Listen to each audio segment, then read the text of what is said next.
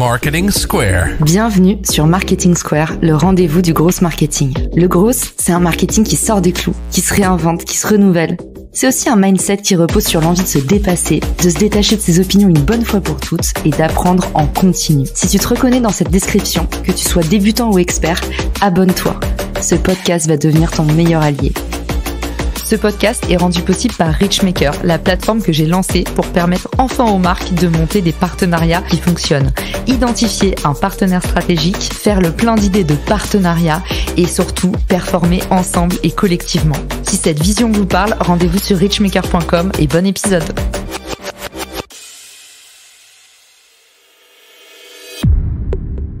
Bonjour à tous et bienvenue dans ce nouvel épisode de LinkedIn Secrets.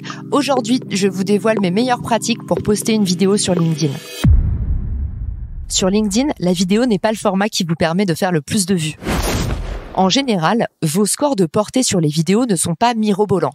En revanche, la vidéo est un format extrêmement mémorable, c'est-à-dire qu'elle va vous permettre de créer un lien plus profond avec votre audience, plus personnel, mais aussi de faire passer vos messages de façon plus percutante. Autrement dit, l'attention d'une personne sur une vidéo est plus difficile à obtenir, mais derrière, vous observez souvent un meilleur impact.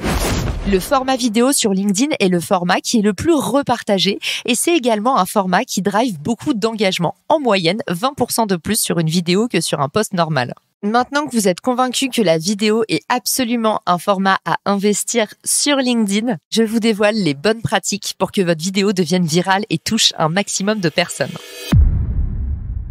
Première bonne pratique, téléchargez la vidéo depuis LinkedIn. Ne confondez pas télécharger une vidéo sur LinkedIn et diffuser un lien externe vers YouTube par exemple. L'algorithme LinkedIn ne considère pas du tout ça comme la même chose. Dans le premier cas, vous créez un contenu unique pour sa plateforme, EgoBoost.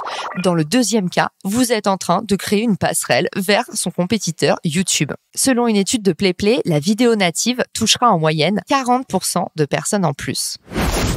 Deuxième bonne pratique, la longueur de la vidéo. Je vous recommande le format de 45 à 60 secondes. Toutes les études sont unanimes, c'est le type de format qui engage le plus en vidéo sur LinkedIn. Troisième facteur essentiel, il faut que votre vidéo soit sous-titrée. Pourquoi ? Parce que beaucoup de personnes ont leur vidéo en autoplay. D'ailleurs, sachez que c'est un paramètre que vous pouvez configurer ou pas dans votre LinkedIn. Et l'autoplay se déclenche automatiquement sans le son. De fait, commencer avec directement les sous-titres vous permet d'attirer l'attention 2 fois plus facilement. Il y a un outil que j'adore et qui est maintenant disponible en version desktop, c'est CapCut. CapCut vous permet de faire à la fois du montage et du sous-titrage en un seul geste. C'est hyper facile, hyper intuitif. Les sous-titres sont très attractifs aussi. Vous avez le moyen de changer les couleurs, de faire des variations. Donc vraiment, allez-y les yeux fermés. Quatrième conseil, avoir une vidéo en format carré. Rien de pire que ces vidéos avec les 2 bandes sur le côté. Si vous ne pouvez pas faire autrement, essayez au moins de configurer un habillage sur Canva pour pouvoir rentrer dans le format et pas avoir ces 2 bandes noires par défaut. Ma 5e astuce, c'est votre visuel d'ouverture. Il faut absolument mettre votre spectateur en appétit. De fait, le début de votre vidéo doit montrer un visage hyper expressif et qu'on comprenne tout de suite de quoi il retourne. Ça m'amène à mon astuce suivante, astuce numéro 6, hyper impactant de rajouter des éléments visuels, même un montage un peu frugal avec du texte directement sur votre vidéo. Ça va permettre de rendre la vidéo beaucoup plus vivante et beaucoup plus impactante. Ça permet aussi parfois de corriger des défauts de prononciation si, comme moi, vous avez tendance parfois à mâcher un peu vos mots ou à parler trop vite.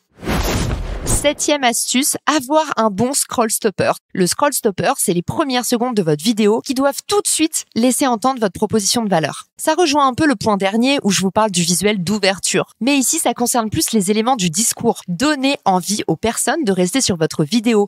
Parlez tout de suite du bénéfice et de la transformation au terme de votre vidéo. Qu'allons-nous découvrir ? Si vous pouvez mettre des chiffres ou directement interpeller avec une question, vous verrez que vous séduirez encore davantage. Astuce numéro 8, évidemment, le fameux call to action, aussi appelé appel à l'action. Posez-vous la question de l'étape d'après la vidéo. Quelle action souhaitez-vous déclencher ? Et attention, une seule action à la fin. Déterminez si vous préférez déclencher des commentaires qui vont augmenter votre portée, des clics vers votre site, un clic vers la vidéo complète sur YouTube, et puis maintenant, vous pourrez même épingler directement le lien de la vidéo complète dans les commentaires, ça mange pas de pain. Enfin, mon astuce bonus, et on l'oublie trop souvent, la vidéo c'est bien, mais les personnes sont aussi sensibles à votre post. C'est votre post qui va souvent donner envie de consommer la vidéo ou pas. Alors, profitez du post pour vous appuyer exactement sur ce dont vous parlez dans la vidéo, mais aussi teaser son contenu. Par exemple, dire, comme je l'explique dans la vidéo en point numéro 4, ou encore dire, voilà, dans cette vidéo, je n'ai pas hésité à vous partager mon anecdote préférée. Il s'agit de un tel, et vous en profitez pour taguer, mentionner des créateurs de contenu ou d'autres personnes qui œuvrent dans ces thématiques. C'est tout pour le moment. J'espère que vous y voyez plus clair au terme de cet épisode. S'il vous a plu, n'hésitez pas, partagez, repartagez le podcast sur les réseaux sociaux. Ça peut toujours servir à quelqu'un. Et moi, ça me sert à faire découvrir le podcast encore davantage. Je vous remercie 1000 fois pour votre soutien et je vous dis à très vite sur Marketing Square. Ciao! Si cet épisode te plaît, tu peux le partager en me taguant ou lui laisser 5 étoiles sur Apple Podcasts. Marketing Square.